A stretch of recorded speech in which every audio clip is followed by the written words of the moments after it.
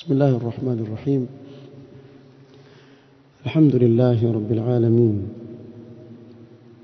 والصلاة والسلام على رسوله الأمين محمد وآله وصحبه أجمعين، أما بعد. leo ikiwa ni tarehe 5 mwezi wa Jumada al-Akhira mwaka wa 1447,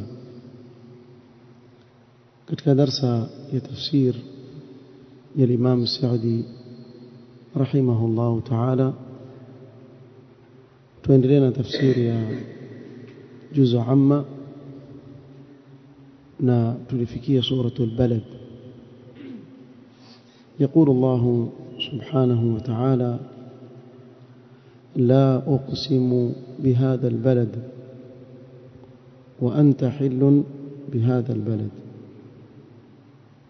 نأبا كمجي هو نبي أنوكا مجي هو.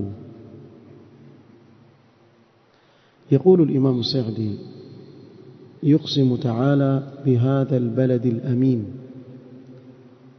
الذي هو مكة المكرمة.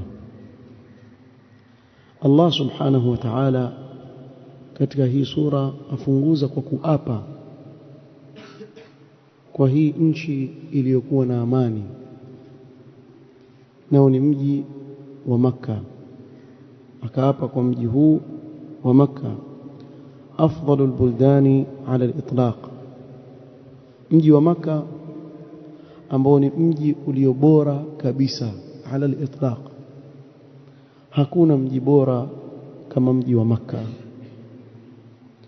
hususan wakati hululi ar-rasul sallallahu alayhi wasallam fiha, na haswa wakati alipokuwa akiishi mtume sallallahu alayhi wasallam katika mji wa Makka. Kwa hiyo mji wa Makka ni mji mtukufu, na alipokuwa akiishi mtume sallallahu alayhi wasallam utukufu wake ulikuwa zaidi. Na haijamaanisha kuwa kwa kuondoka mtume sallallahu alaihi wasallam ule utukufu wake uliondoka, la, lakini wakati alipokuwa akiishi mtume sallallahu alaihi wasallam ule utukufu wake ulikuwa zaidi. Wa walidin wama walad, na naapa kwa mzazi na alichokizaa. يقول الإمام السعدي: ووالد وما ولد أي آدم وذريته. na kusudiwa hapa ni Adam na kizazi chake. Na kawaida mtu anapoapa huapa kwa ajili ya jambo. Sema wallahi, watu watakungoja, kwa nini waapa? Allah subhanahu wa ta'ala akajibu hapa mbele kile kiapo chake ni kwa sababu gani. Qala al-Imam Saadi: wal muqsamu alayhi, kile kinachowapiwa, qawluhu laqad khalaqna al-insana fi kabad, hakika tumemuumba mwanadamu katika taabu. yuhtamalu anna al-murada bidhalika ma yukabiduhu wa yuqasihi min ash-shada'id fi ad-dunya. Kuna ihtimal hapa kuwa makusudio ni ile taabu anaokumbana nayo mwanadamu katika shida za kidunia, fil barzakhi, na katika maisha ya barzakh, kaburini, wa yawma yaqumu al-ashhad, na siku atakaposimama mashahidi, yani siku ya kiyama. wa annahu yanbaghi lahu an yas'a fi 'amalin yurihuhu min hadhihi ash-shada'id, na kuwa yampasa huyu mwanadamu afanye amali ambazo zitakuwa ni sababu ya kumpumzisha yeye kutokamana na hizi shida zinazomkabili. wayujibu lahu alfarah wasurur ad-daim, na kumwajibisha yeye kupata furaha yenye kudumu. Alfarah wasurur ni jambo moja, maana yake ni furaha, sababu furaha ya akhira ndio furaha itakayodumu ambayo haina mwisho wake. wa illa yaf'al, ikiwa hatofanya mema kwa ajili ya kujipumzisha kesho, fa innahu la yazalu yukabidu al'adhaba ash-shadida abada al-abad, hatawacha kupata tabu na adhabu kali yenye kuumiza, na hilo atabakia nalo milele, iyadhan billah. hii ni ihtimal ya kwanza maana ya hii aya. ويحتمل أن المعنى, na pia kuna ihtimali ya pili, laqad khalaqna al-insana fi kabad, ay laqad khalaqna al-insana fi ahsani taqwim, kwa tumemuumba huyu mwanadamu katika umbo lililosawia kabisa, lililonyooka kabisa. Wa aqwami khilqatin, umbile lake limenyooka zaidi kuliko yoyote yule katika viumbe. Tena yaqdiru ala at-tasarrufi wal a'mal ash-shadida, aweza kwa ile umbile Allah alilompa kutasarraf, yani kufanya mambo yake na kufanya mambo mazito, mambo mengi katika huu ulimwengu. Ukitizama namna wanadamu wanavyojenga, wanavyounda vitu mbalimbali, kwa namna Allah alivyowapa akili na miili inaweza kumsaidia yeye kufanya kile anachokitaka, kwa Allah akamneemesha na umbile hili ambalo alitumia katika kutasarraf na kufanya mambo makubwa mazito. Wa maa dhalika, pamoja na hii neema aliyompa Allah subhanahu wa ta'ala, fa innahu lam yashkuri Allah ala hadhihi an-ni'mati al-'azima, hakumshukuru Allah subhanahu wa ta'ala kwa hii neema kubwa aliyopewa na Allah subhanahu wa ta'ala. Bal batara bil afiyati wa tajabbar ala khaliqihi, bali akafanya kibri kwa ile afia Allah aliyompa, kampa siha, kampa mali, akampa mwili anaweza kusimama nao na kufanya shughuli zake, akafanya ujabari na ujeuri juu ya muumba wake Allah subhanahu wa ta'ala. Fahasiba bijahlihi wa dhulmihi anna hadhihi alhala satadumu lahu, akadhania huyu kwa ujinga wake na dhulma ya kujidhulumu nafsi yake kuwa hii hali Allah aliyompa itadumu. Na mara nyingi aswa mtu akipewa ujana, ile nguvu za ujana Allah akamfungulia katika dunia, yakawa mambo yake yamuendea, ikawa yuko mbali na kumtii Allah subhanahu wa ta'ala, fikra zake wa namna hiyo, akajisahau akidhania kuwa zile nguvu Allah alizompa za kiwiliwili na za uwezo zitadumu kwake. Wakati angetizama kulia na kushoto, angeona mfano wa watu ambao walipitia kama alivyokuwa yeye na jambo lao halikudumu. Ukija katika upande wa nguvu za ujana, hazidumu, ni muda mfupi tu utaondoka, na kila miaka ikisonga mbele wazidi kuona mapungufu katika kiwiliwili chako. Wa man nu'ammirhu nunakisuhu fil khalq, kila unapoishi waona namna gani wapungua katika nguvu za kuona, katika nguvu za kutembea, katika nguvu za kila upande, waona namna gani ile neema uliyokuwa nayo katika ujana haidumu.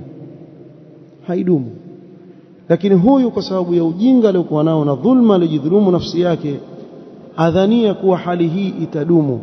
Wa anna sultana tasarrufihi la yanazil, ule uwezo na nguvu Allah alizompa za kuweza kufanya mambo yake aona hautoisha, atabakia nao milele. ولهذا قال تعالى, na kwa sababu hiyo Allah subhanahu wa ta'ala akasema, ayahsabu an lan yaqdira alayhi ahad, yarhamkallah, hivi huyu anayefanya hivi anadhani hapana yoyote atakayemweza? ويطغى ويفتخر بما أنفق من الأموال على شهوات نفسه, kisha apita mipaka na kujifakhirisha kwa kile alichokitoa katika mali yake kwa ajili ya shahwa na matamanio ya nafsi yake. Na hii ndio hali ya dunia. Unaweza kumwona mtu Allah amemfungulia katika dunia ile saa tu pekee yake aliyoivaa, ukiambiwa bei yake wewe utashangaa. Na pengine ana collection kama unasema hiyo, saa moja $500,000. Mtu za kushtuka wako watu waishi hivyo. Ya pili $1,000,000 hiyo, ya tatu hivyo hivyo. Anjo katika upande wa sasa, hiyo uje katika upande wa starehe sasa na shahawati.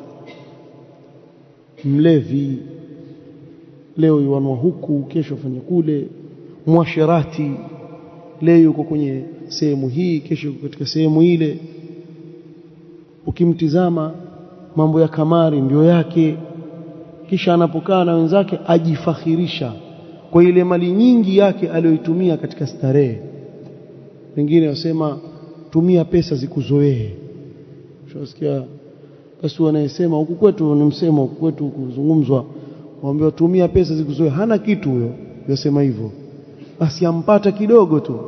Pia hicho kidogo alichokipata ameshindwa kusubiri, akaitumia katika njia ambayo haikhalifu sheria. Pia atatumia katika njia za israfu na kuchezea ile mali katika shahawati. Kisha pale pale akaambiwa, vipi ulikuwa juzi una senti, leo huna kitu? So, tumia pesa zikuzoee bwana. Huna kitu wewe, ya kelele namna hii. Yaani kuna baadhi ya watu wajivuna kwa ile mali na pesa aliyoitoa kwa ajili ya mambo ambayo ni kinyume na sheria ya Allah subhanahu wa ta'ala. Sasa mfano wao ni kama hawa.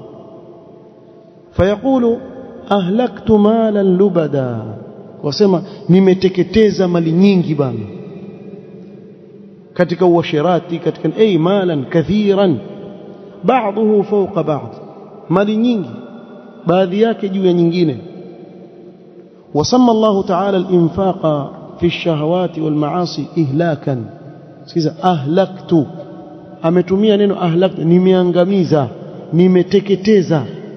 Kwa nini limetumika neno hili? Liannahu la yantafi'u al-munfiq bima anfaqa, kwa sababu yule aliyetoa hafaidiki chochote na kile alichokitoa. Bimaana hafaidiki chochote, la katika dunia yake wala katika akhira yake. Wala yaudu alayhi min infaqihi illa an-nadamu wal khasaru wat ta'abu wal qilla, hakuna anachokipata kwa kile alichokitoa isipokuwa majuto na khasara, ni taabu bure na kupunguza katika mali yake, upungufu.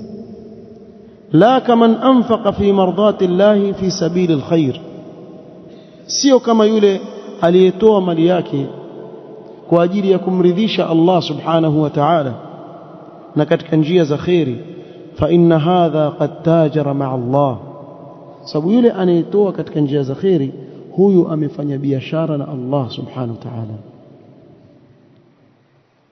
Inna Allah ashtara min almu'minina anfusahum wa amwalahum bi anna lahumul janna, mpaka mwisho. Allah akasema fastabshiru bi bay'ikum alladhi bay'atum bih. Hii ni biashara ya kufaulu kabisa. Hal adullukum ala tijaratin tunjikum min adhabin alim, Allah kaitangaza biashara hii itakayokuwaokoeni nyinyi kutokamana na adhabu ya Allah subhanahu wa ta'ala.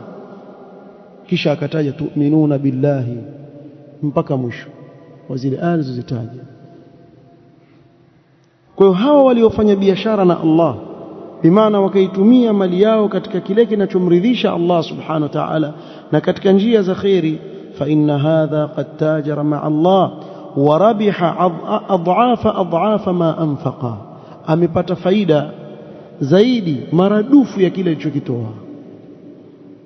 قال الله متوعدا هذا الذي يفتخر بما أنفق في الشهوات، الله سبحانه وتعالى akiwa amtumia makamio huyu anayejisifu na kujifakhiri katika kutoa kwa ajili ya shahwa za nafsi yake. Ayahsabu an lam yarahu ahad, hivi anadhania kuwa hapana yeyote anayemuona kwa yale anayoyafanya na kuyasema. Ayahsabu fi fi'lihi hadha, huyu adhania kwa kitendo chake hiki anachokifanya, anna Allah la yarahu, ويحاسبه على الصغير والكبير adhania kuwa Allah hamuoni na kuwa atamuhisabu kwa kidogo na kingi, kichache na kingi, atahesabiwa na kila anachokitoa, bali kila alichokichuma atahesabiwa mbele ya Allah. Bal qad raahu Allah, bali usawa ni kuwa Allah ashamuona kwa kile anachokifanya. Wa hafidha alayhi a'malahu, na matendo yake yamehifadhiwa.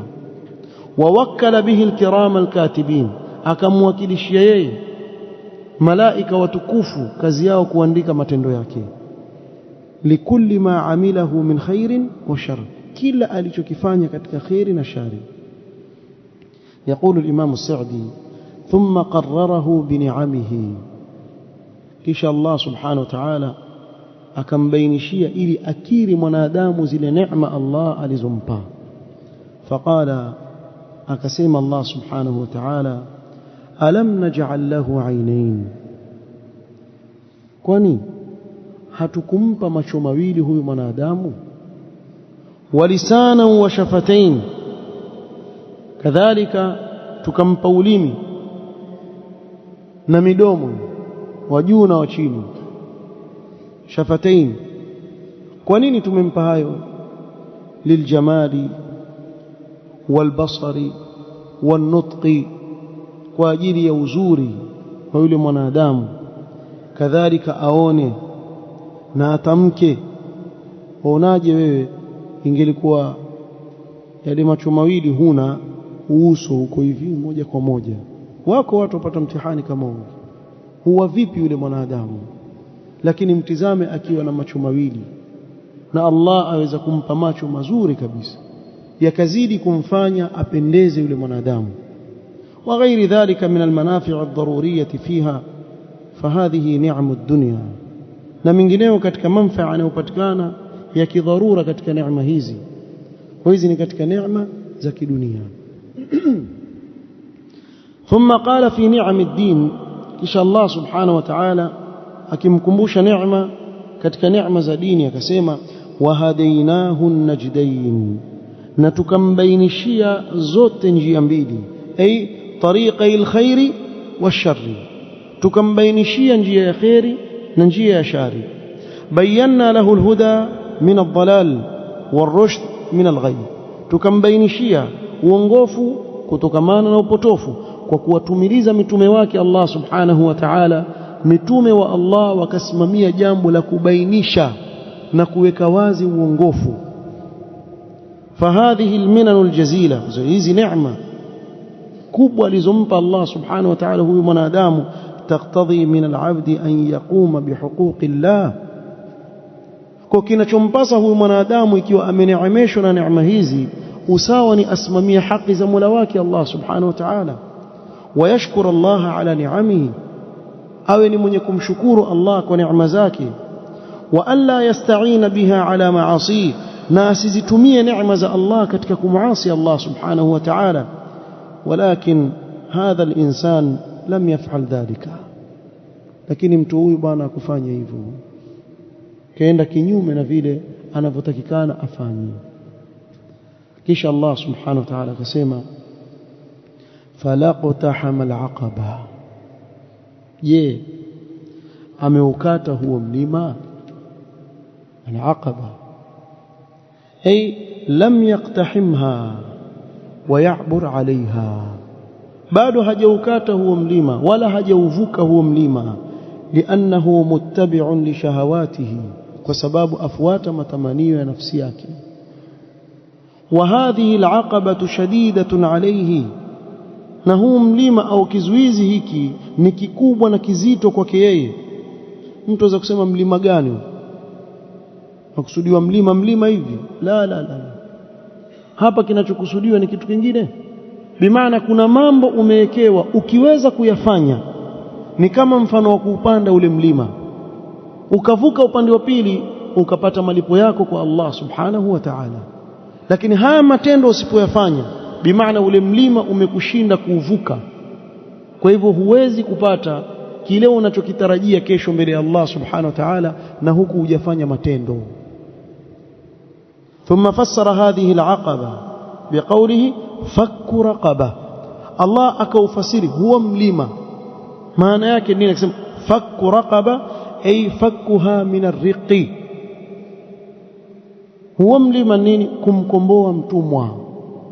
Mtumwa amilikiwa ukamkomboa, bi'itqiha au musaadatiha ala adai kitabatiha, imma kwa kumnunua yule mtumwa ukamwachilia huru, au ikiwa yule mtumwa ameandikishiana na yule bwana wake amlipa polepole ili ajiachilishe yeye mwenyewe huru, ukamsaidia katika kulipa ili aweze kujiachilisha huru.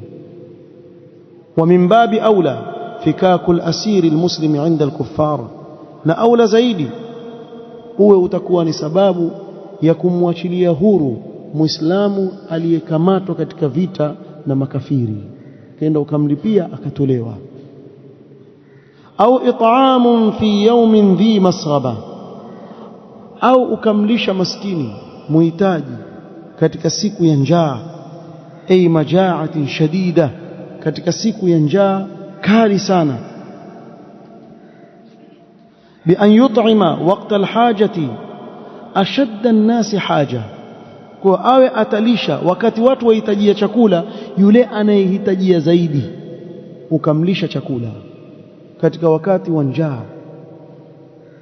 Yatiman dha maqraba, yatima aliyejamaa, ay jami'an baina kaunihi yatiman faqiran dha qaraba, yani yatima amekusanya kuwa ni yatima, pamoja na kuwa ni yatima ni maskini muhitaji, tena ni jamaa yako, ni mtu wako wa nyumbani, familia yako.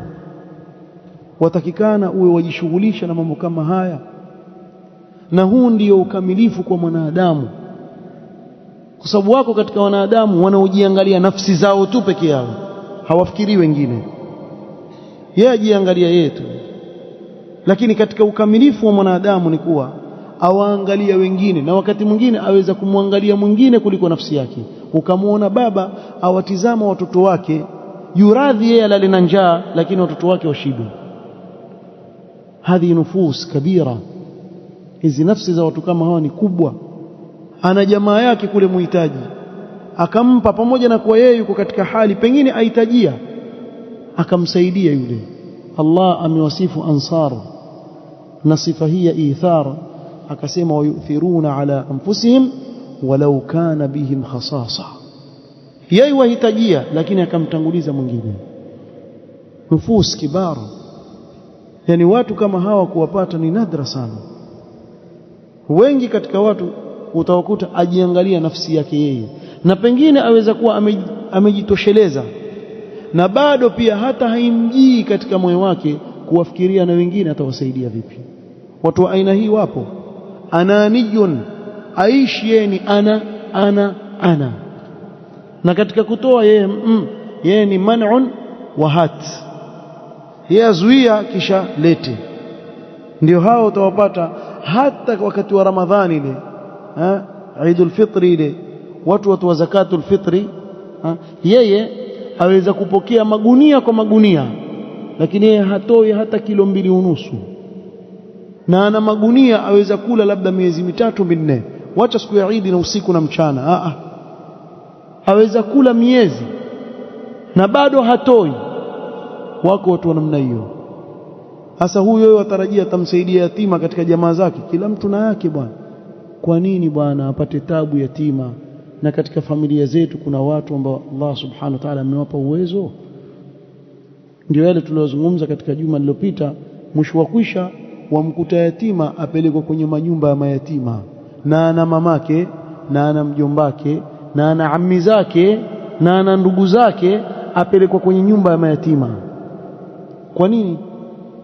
Kwa nini apelekwe, anyimwe mahaba ya familia yake, apelekwe mahali alelewa kana kwamba ameokotwa, hana mtu wake?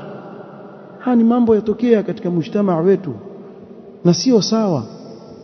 Haitakikani katika mujtamaa wa Kiislamu eti kuna majumba ya mayatima wakati familia ziko. Kwa nini wasisimamie wale mayatima katika familia zao na wana uwezo? Lakini mtu habari yana, lakini wallahi mtu atakuja kutamani baada ya kuondoka duniani, lau kama mali yake angeitumia katika njia za khairi. Na wewe angalia katika yale mambo anayotamani yaliyotajwa katika Qur'an, yule anayefikiwa na mauti, haswa akiwa ni katika wale hawakufanya khairi, Allah subhanahu wa ta'ala sema wa anfiqu mimma razaqnakum min qabli an ya'tiya ahadakumul maut fayaqula rabbi laula akhartani ila ajalin qarib. Amuomba Allah, lau kama utanipa muda mfupi tu. Kwa nini? Fa asaddaqa wa akum min as-salihin. Atamani lau kama angerudi tena atoe sadaka, atoe ile sadaka na awe katika wema wanaofanya mema. Lakini Allah sema walan yuakhir Allahu nafsan idha jaa ajaluha. Wakati ukishafika bwana upewi bwana hata sekunde moja. La yastakhiruna sa'atan wala yastaqdimun. Wale malaika hawakosei, hawacheleweshi wala hawatangulizi wakati wako. Ule wakati waliopewa ndio ule ule, hawakosei kabisa. Sasa wewe sasa hivi una nafasi haya aliyoyataja Allah subhanahu wa ta'ala, jibidishe katika kuyafanya maadamu Allah amekupa uwezo. Na aslan ile mali uliyokuwa nayo, mmiliki wa uhakika ni Allah subhanahu wa ta'ala, akakuchagua wewe uwe ni msimamizi wa mali ile. Sasa itumie mali ile ya Allah subhanahu wa ta'ala. Wa atuhum min mali llahi alladhi ataakum. So hii mali ni ya Allah subhanahu wa ta'ala, asli yake si yako wewe istiqlala na wewe ndio wamiliki. La, Allah amekukadiria wewe ukawa ni msimamizi wa ile mali, basi uwe kwa msimamizi salala, msimamizi mbovu kabisa. Kuna watu wewe, mfano kuna watu, mtu yuko kawaida tu hivi, mara akaja akafanywa mlinzi wa geti tu kwenye ofisi fulani, basi dunia nzima itajua. Watakuwa kako sawa vipi? Lazima watu wajue kama yeye ni mlinzi pale mlangoni. Utajuaje? Atafanyia watu jeuri, aweza kusukuma watu akafanya hivi na hivi, aonekane yuko pale. Sasa wewe umepewa mali uisimamie na Mola wako, utaondoka utaiwacha, watapewa wengine wasimamie, na kabla yako washatangulia watu waliofeli katika hilo. Kwani wewe husome katika Qur'an Qarun alikuwa vipi? Qarun alikuwa na mali bwana, alikuwa na mali nyingi sana. Au miskinan dha matraba, au miskinan dha matraba ay qad laziqa biturabi min alhajati wadharura. Maskini sana mpaka ameshikana na mtanga kwa ile haja na dharura. Tumeeleza mfano wake, mtu hana hata godoro la kulalia, alala kwenye mchanga, maskini hana kitu. Huyu atakana asaidiwe, na usingoje kuombe. Ukimwangalia tu huyu jamaa yuhitajia, wacha nimsaidie. Na lasikitisha bwana, waweza kuwa mtu ndugu yake ajua kama huyu hana uwezo, mtu wa familia yake. Na mtu tukisema kusaidiana, anza na familia yako, watu wako wa nyumbani. Kabla ya kwenda nje, waangalie watu wako wa nyumbani wako vipi, hali zao zikoje. Tafakad, ulizia, fulani bwana mbona namuona mnyonge hivi. Yani kwa kuwa hakuombi Allah subhanahu wa ta'ala, watu hawa hawazungumza katika kitabu lilfuqara, hawa mafakiri hawa wastahiki kupewa. alladhina uhsiru fi sabilillah la yastati'una darban fil ardi, hawezi kufanya biashara, hawezi kufanya, hana kitu, lakini kwa kuwa amejizuia, amejihifadhi heshima yake. yahsabuhumul jahilu aghniya min at-ta'affuf, mtu asiyewajua aweza kudhania matajiri kwa sababu ajizuia, haombi, hamwambii mtu yoyote shida zake, asubiri, achunga heshima yake. yahsabuhumul jahilu aghniya min at-ta'affuf, hamwombi mtu kitu. Amepewa haya, hakupewa huyo kimya tu, takuna maji yake. yahsabuhumul jahilu aghniya min at-ta'affuf. Kuna mmoja aeleza, kuna clip nimeona kitambo, alikuwa na jirani yake huenda pamoja msikitini Ramadhani, pale msikitini wafuturu na tende kisha waachana. Sasa bana wacha nikale iftari na ukale iftari Arabuni huko, huyu enda zake na huyu enda zake. Kumbe bwana enda kupiga maglasi ya maji kisha ndo ashafuturu, hana chochote, lakini aenda na yule masiku hajui chochote yule mwenzake. Kwa huyu mwenzangu siku moja sema bana leo mimi ndakufuturu kwako, si marafiki za kumwambia leo mimi naja kwako leo. Kama una rafiki huwezi kumwambia hivyo, huyo si rafiki yako. Nisikilize vizuri, kama una rafiki siku moja kama mimi leo naja kula kwako, bwana usije, huyo si rafiki. Nakwambia kweli, mimi sijaona kuna rafiki. Mimi na watu na wajua wa karibu naweza kumwambia bila wasiwasi, leo mimi nitafuturu kwako, kwa naja. Si marafiki ndugu. Lakini wamwambia mwenzako basi leo naja kufuturu, sikuwa huna uwezo ni ile furaha tu, huyu ndugu yangu rafiki yangu wa karibu, leo mimi naja kufuturu kwako. Sikuwa sina, naweza kufuturu kwangu, leo naja kwako.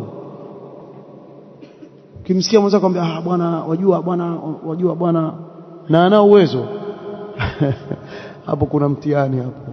Huyo hata ukaja ukawa na shida hawezi kukusaidia huyo. Hapo una rafiki.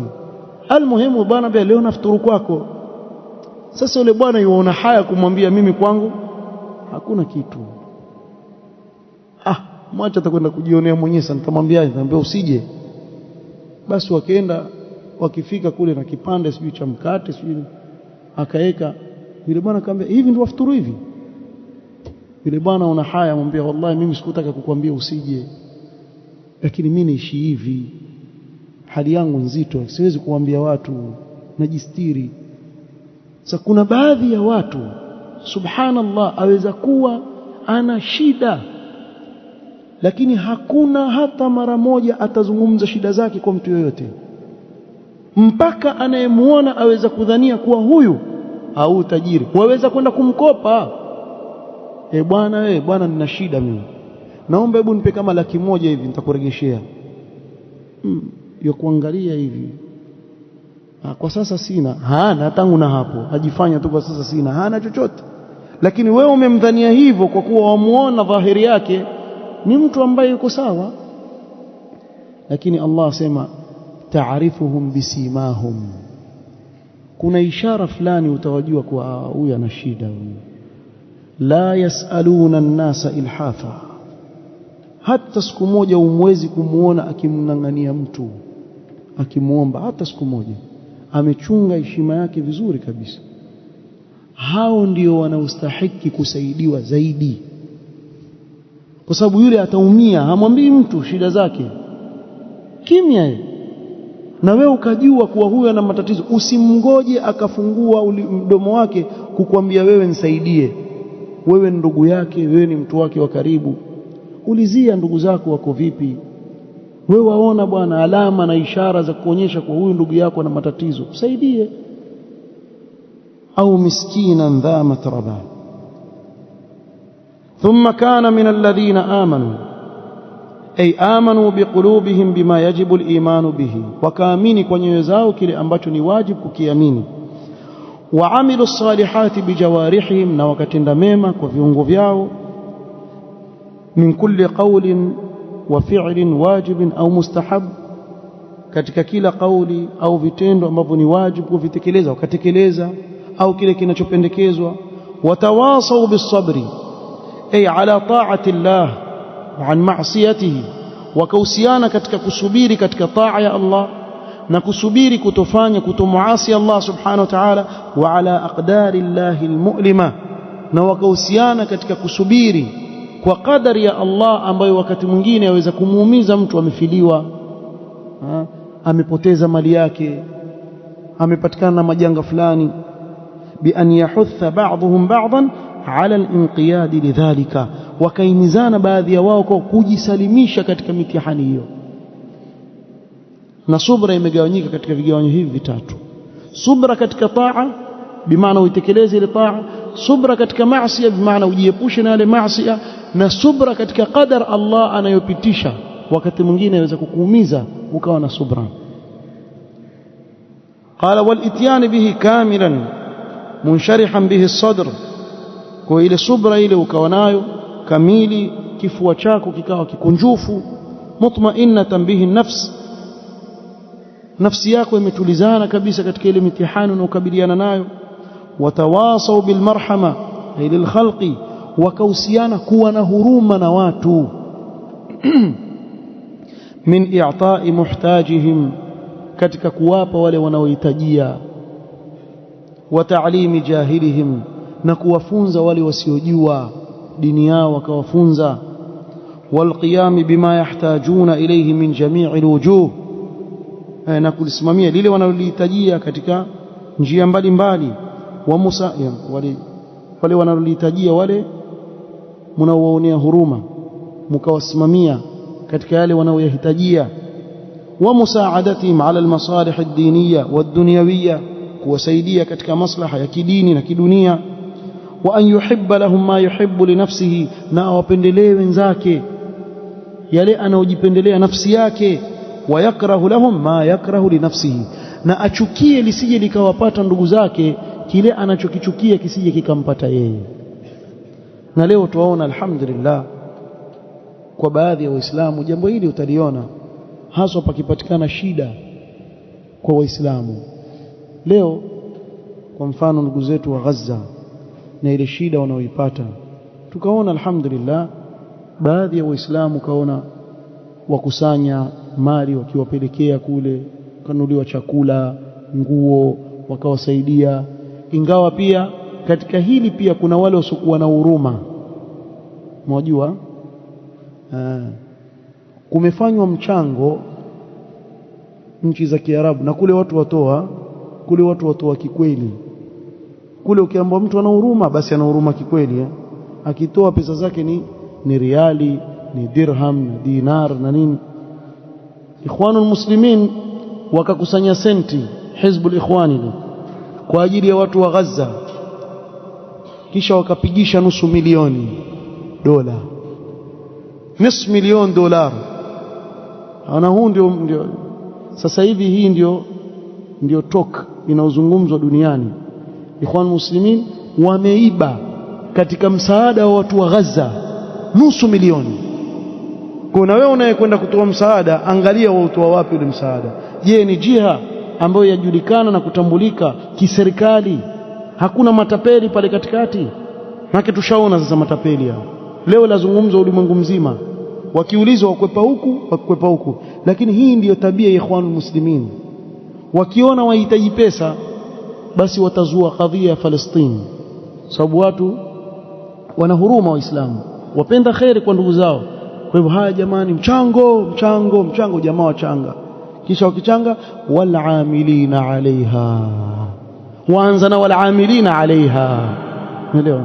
Hata hawamo, si al amilina alaiha sio maana yake, lakini jamaa waanza na wal amilina alaiha, kisha baadaye tutaangalia hao maskini wanaopata taabu kwa tutawapa watu wapi. Jamaa wakatoka, mweza kusema watu wanjuaje?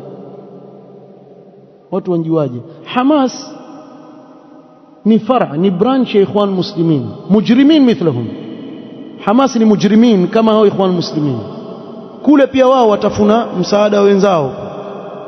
Mujrim aliosababisha wenzake kuuawa huko, wametoa waraka wa kulalamika kwa Ikhwan Muslimin, wamewaibia watu wa Gaza $500,000. Jamaa, watu watakana wasaidie maskini, nyinyi mwaibia bwana. Ni sawa hivyo bwana? Waibiwa bwana, wale wahitaji waibiwa. Na leo ndio utayaona haya yakifanyika, wallahu almusta'an. Nitakumaliza hapa. Ulaika alladhina qamu bihadhihi alawsaf, wale waliosimamia sifa hizi zimesimama kwao za kusaidia mayatima na maskini. Alladhina waffaqahumullahu liiqtihami hadhihi alaqaba, wale ambao Allah amewawafikisha kuvuka huu mlima. Ashabul maimana, hao ndio watu wa upande wa kulia. لأنهم أدوا ما أمر الله به من حقوقه وحقوق عباده sababu wametekeleza kile ambacho Allah amewaamrisha katika haki zake na haki za waja wake wataraku ma nuhu anhu na wakayawacha yale waliokatazwa wa hadha unwanu as-saada wa alamatuha na hiki ndio kufanya hivi ndio kiini cha mtu kufaulu na ndio alama ya kuwa huyu mtu ameafikishwa na Allah والذين كفروا بآياتنا بأن نبذوا هذه الأمور وراء ظهورهم na wale waliozikufuru aya zetu bimaana wakazikanusha aya zetu na haya mambo tulioamrisha kuyafanya wakayatupa nyuma mgongo yao hawana haja nayo falam yusaddiqu billah hawakumsadikisha Allah wala amanu bihi wala hawakumwamini wala amilu salihan wala hawakutenda mema wala rahimu ibadallah wala hawakuwa na huruma na waja wa Allah subhanahu wa ta'ala hum ashabul mash'ama watu hawa ndio watu wa upande wa shari alaihim narun muqsada maana yake ni mughlaqa moto uliofungwa fi amadin mumaddada katika nguzo zilizonyoshwa kabisa qad muddat min waraiha lialla tanfatiha abwabuha wana zile nguzo zimenyoshwa zikawekwa sawa sawa ili milango ya motoni yasifunguke qala ay mughlaqa uliofungiwa fi amadin mumaddada qad muddat min waraiha lialla tanfatiha abwabuha hatta yakunu fi dhiqin wa hammin wa shiddatin bimaana ule moto utakuwa umefungwa ili wazidi kupata dhiki kule ndani fikiria mtu adhibiwa ndani ya moto na hakuna nafasi ya kufungua amefungiwa ndani amebanwa mle ndani azidi kupata dhiki na adhabu wal billah na hapa ndio mwisho wa tafsiri ya sura walhamdulillah rabbil alamin naktafi bihadha alqadr wallahu ta'ala a'lam subhanak allahumma wa bihamdik ashhadu an la ilaha illa anta astaghfiruka wa atubu ilaik barakallahu fiik